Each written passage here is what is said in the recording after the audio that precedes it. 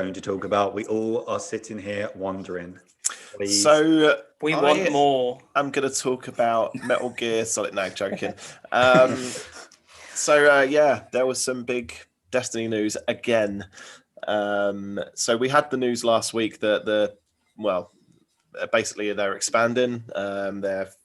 The offices in Seattle were like doubling, and they're opening another office, and they're talking about this whole expansion plan, and like we're in it for the long haul. We're looking at new media, things like that. So it was like a big mic drop moment for Bungie.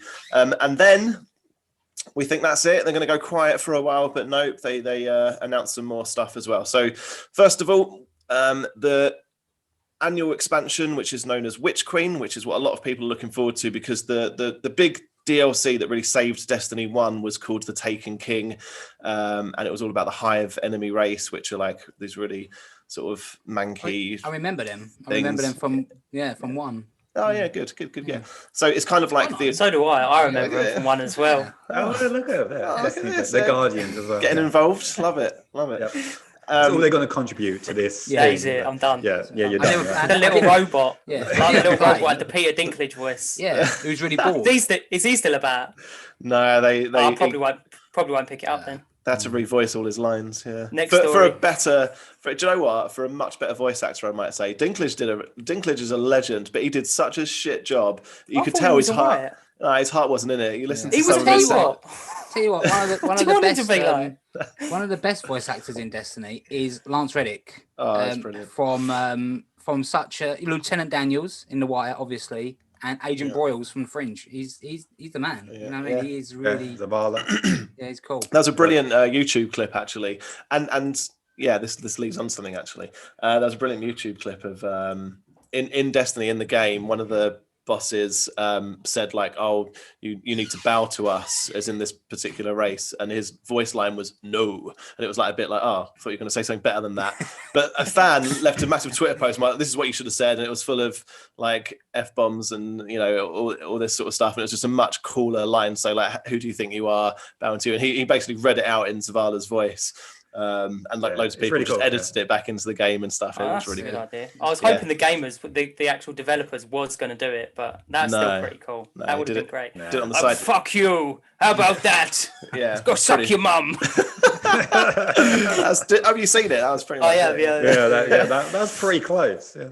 But he's been doing. I don't know if Reese is. You follow him on Twitter, don't you? But he's been doing a lot more stuff in terms of playing on his Zavala character. Like he loves what he's doing in the game, and with the announcement of going into more media, I think he's definitely going to be involved. Like there's it's no coincidence that he's on Twitter all the time doing Zavala voice lines, loving life, and they've just announced that they're doing some sort of media series, films. That's why I think it's going to be animation. I think the TV show is going to be animation. He'll just voice it. It makes sense to get all the voice actors because how can you change their voices when they're so iconic? Yeah, and we've got Ikora Ray played by Gina Torres. She's she's coming because she's been on hiatus really for about a year, but she's just done a video and announced that she's coming back in Destiny for the Witch Queen. So yeah, I digress. Witch Queen has been delayed until 2022, early 2022. So that was kind of the news, but to coincide with the news, they've spoken. So quote here, last summer we outlined our ambition for Destiny, a next Destiny era in Destiny 2 by announcing the full arc of 3 storylines Beyond Light, followed by the Witch Queen and Lightfall. As we begin to scale production on the Witch Queen last year, we made the difficult but important decision to move its release to early 2022, as we probably expected. We also realized that we needed an additional unannounced chapter after Lightfall to fully complete our first saga of Destiny. So that line right there is pretty big news because they said that Destiny is going to reach a point. They announced the next 3 big expansions, which in itself was quite big, but they've now said we've realized we can't tell this story in 3 expansions. It's all getting to a point, and we're going to conclude the story in an additional chapter. And that's going to complete the first saga of Destiny. So the whole light versus dark is happening, and it's going to complete that. But yeah, first saga. That means they intend to do things beyond another there's 3 more annual expansions, and that's going to wrap up the first saga. So really exciting there. It just seems like it is going to be this ever-evolving MMO that they keep on talking about that they want. So it should be no surprise, but people are like, are they going to kill this game off? Are they going to continue it? Well, it looks like with the news last week of them doubling down on the office space and Footfold, and the announcement that they, well, yeah, what I've just said there, it's we're in it for the long haul. So it's going to be a proper, Luke Smith is going to get his World of Warcraft PlayStation edition, which is good. Alongside that blog post, that wasn't just it as well. More big news, sunsetting. So with Season 11, we introduced infusion caps on, it was designed to keep the gear in game fresh. So what it meant was everything that you earned has like an expiration date on it, which we spoke about before in a previous podcast that we thought was a good idea, but it wasn't executed particularly well. What we'd earned in game for the first couple of years was all sunset and rendered useless. You couldn't bring the power up to your level. So if you equipped all these old weapons, you'd be weaker in power and you couldn't participate in any end game activity. That was the idea of it. And the thought process is that, well, we can't just keep on adding new loot, and you can use everything, because then we have a sandbox of 1,000 weapons to balance, rather than just, okay, let's get rid of 3 years worth of stuff, start again, and now we're balancing X amount of weapons. And that makes sense from a developer standpoint. But what it created in the game was a feeling of, everything I earn now is going to be useless in a year or 9 months or 6 months and whatever. Having that date on it just didn't feel good. So what they've said on that is, we've made the decision that any weapon or armor that can currently be infused to max power will continue to be able to reach max power permanently. Whilst we still strongly believe that Destiny needs a method to shift our meta in the game for most challenging activities, we don't believe that infusion caps are the right answer. Correct. We're taking the time to research and validate a plan that creates a fresh and balanced ecosystem for our most aspirational content, one that doesn't make our rewards feel like they have an expiration date. So they've gone back to the drawing board. They've scrapped it. That's pretty interesting. Yeah. So it is interesting. And I think it's, Reese and I were speaking in the week about it, and we've got slightly different opinions. We believe, I think we both agree that sunsetting was a good idea, but we both agree that it was done wrong. You're quite surprised that they've done a reversal on this, aren't you? Yeah, because I feel like we've already gone through the hardest part of the sunsetting, which was the initial deleting everything. But now we've got our first season after Beyond Light. There's more weapons in the pool, so it doesn't feel like we've got a lot of weapons to play with. And I feel like the whole thing I was pro sunsetting was the fact that weapons were just going to get nerfed eventually, because they want you to recycle in and out, and you're going to get your weapons nerfed. And I generally, the way I play, I like to chase loot.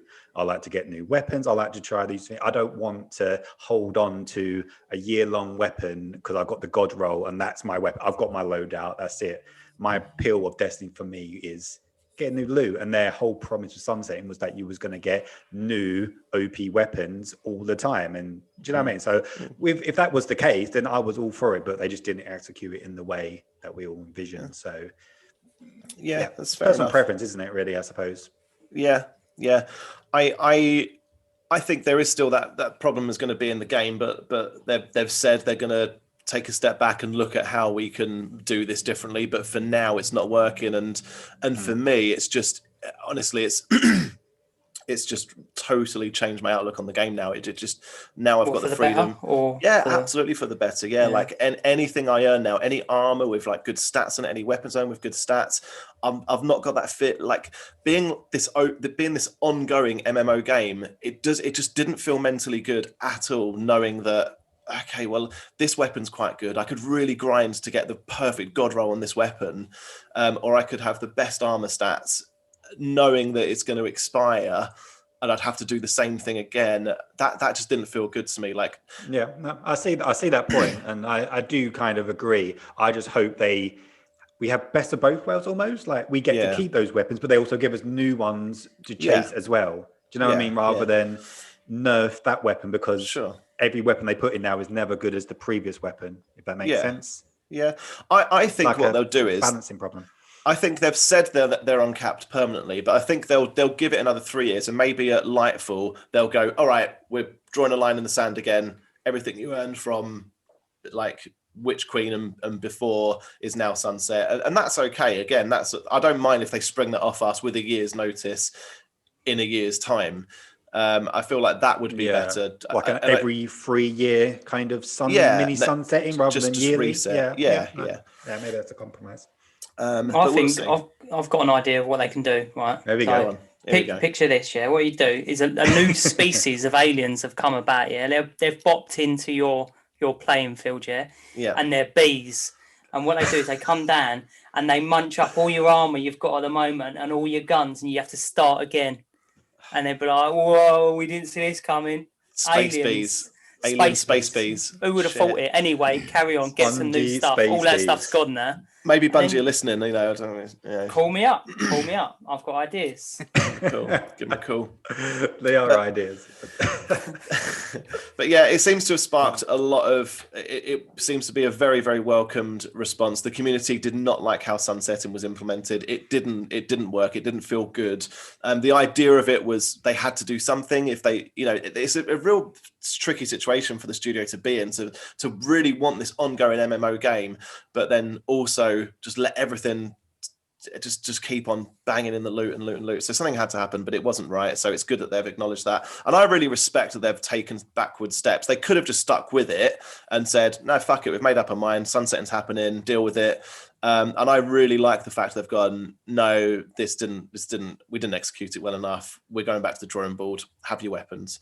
Like, sure. I like the fact they've had the balls to admit that it didn't work, because it is easier for them to stick with it from a balancing and standpoint point of view.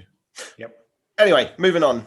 Finally, the third part of the third and fourth part. I'll quickly go through these points. The power grind seems to be getting a little bit repetitive. Every new season, you have a new power cap that you have to grind for. They've decided to do away with that. So it makes it really good for new people jumping into the game, or people who take a break from the game jumping back in. There's no longer that big gap of, all right, I've taken 6 months off or 3 months off or missed 1 or 2 seasons, and I come back in and I'm 100 levels behind everyone and I can't do anything my mates are doing. They've done away with that power gap. And it does take away a part of the game, a big part of the game. And Reese was saying to me last night online that he's a little bit disappointed because that's a part of the game that he enjoys, is grinding for power. A game, I feel a little bit different. I feel like that part of the game was getting tedious for me and I didn't enjoy that part of the game. So I'm quite happy that that's happening. But I do see, I did once upon a time love the power grind, and I think Reese is in that place at the moment, and that's fair enough. For someone who's played it as much as you, is like, this is your game. Like, you play hardly anything else, and that is a big couple of weeks of every season taken away from you. Like, it's good for casual gamers, like maybe if like Ash or Brad wanted to jump in, they don't have to do this long grind to catch up to us. But for you, it's like weeks of, I don't know. I find it strange that I know you've obviously been playing it a lot more seriously longer than me, and maybe you've got a bit bored of it now and you want it to be mixed up maybe, but it's like, I don't know. It's just I just fatigued with leveling. I think it's not necessary. There is still going to be some power advantage. You can do pinnacle activities to get a pinnacle cap, but it's only, before it was plus 60 of power, now it's plus 10. So it's been dialed right back to a smaller grind, which is much more achievable for anyone jumping. And you still got the artifact, which levels up forever throughout a season. So yeah. I think it's good for the game overall. I think it's good for the health of the game, but it might take some stuff away. And then finally, big update here on Destiny, but they're finally nerfing stasis, which is the power that we acquired from the icy moon of Europa that gave us the ability to freeze combatants or slow them, which, if you can think about that in a competitive environment, in a P versus P environment, wasn't particularly fun. People thought it wasn't going to be fun. It turned out it wasn't fun. Being stopped in your tracks in a competitive game mode and being shotgunned to the head just didn't feel good. It felt like there was a lack of skill incentive there. So after a lot of complaints, everybody's running stasis, the whole place is just freeze. Everyone's fucking frozen in the crucible like that. Yeah. It's not as bad now, but it was toxic when it first came in. Yeah. Especially with the warlocks, because they had could shoot bolts that could track you as well. It was just insane. Me and Reese are a little bit more casual in the Crucible front, so I think we had our fun with it. But the wider community that really is into their PvP competitive play, they hate it. They absolutely hate it with a passion, and it was affecting the game. And they've said, "Yep, okay, we've heard you. We're nerfing stasis." I just hope they do it so it doesn't nerf it in PvE, because it's great to use in PvE. It sounds like they've given some preview patch notes. Sounds like it's not going to affect the PvE sandbox too much. Yeah, that would be bad. Yeah, but some big changes. So again, Bungie, whoever's on their marketing team, they really know how to hype the player base. They really know how to say the right things, and they've done it again. Joe Blackburn. Joe Blackburn is will he be the new director? Yeah, it's looking like it, isn't it? It's gearing up to be. But he's just having mic drop moment after mic drop moment. So really good. I don't think there'll be any Destiny news for a while now. I think they've laid out their plans. I think that'll be it for a while. Witch Queen trailer announcement probably. Yeah. Build one in June, don't they? I feel like. Yeah. So, or maybe it'll be delayed because it's coming 2020. I'm thinking true. The usual schedule of September, so maybe we won't. But okay, cool. Yeah. I'll tell you what. Every time you talk about Destiny, I do want to pick it up. Fall asleep. I know you get a lot of grief from these guys and everybody online saying Brad's shit, all these segments are shit, I'm fucking bored, I hate him, he's a mug. I don't agree with them. I do generally always think I'm paying them, by the way. To be fair, actually, pays me a lot. We don't tell him that, we hide them from him. This is how he finds out. No, only. I've been paying them to say these things. To be fair, I was hoping he would find out. But... It's Reese on spare accounts. I do generally want to pick up Destiny, and I might download it after this. To be fair, I won't play with you guys until I get to a decent level, though. So you can't be horrible to me. The beautiful thing is, it's free to play. You don't have to invest anything. You can download it. And it's for such a brilliant AAA release that is free to play. You've got a free to play entry point. It's worth doing. It might catch you. You might not like it, but it might grip you, and you might think, "Fucking hell, what have I been missing out on?" We've been playing with the first one.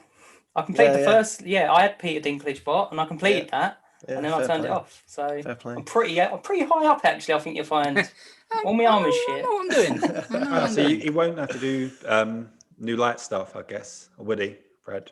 I don't know. No, I don't know. Not sure. Log in and find out. Yeah, download it and log in and tell us. Turns out all my stuff's been eaten by bees. Fuck! Space bees, killer space bees. Right. Yeah. Okay.